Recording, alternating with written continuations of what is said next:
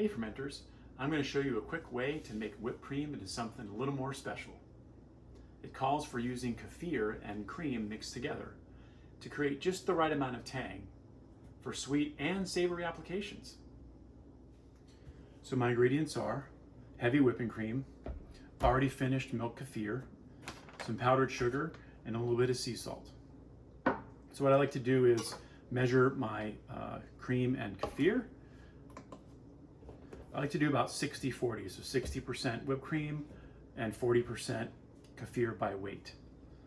Zero out my scale here. So we got 90 grams of whipped cream, so that means 54 grams of kefir. And then just a pinch of salt, sea salt, and I like to add a little bit of powdered sugar to taste. It gives it a little bit of depth. You can totally omit the sugar if you want, but like I said, depending on the application, sometimes I'll put it on top of a slice of pie, or I'll even mix it in with some cold brew coffee. It can be a good thing.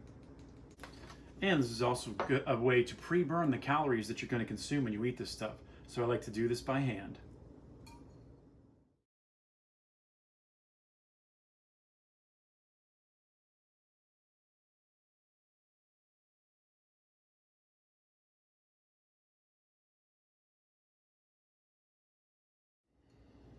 Whew.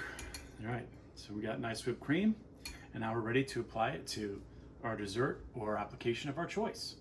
You can always take a little bit, garnish a pie, or in this case, a nectarine galette, or top off your favorite coffee drink, and enjoy.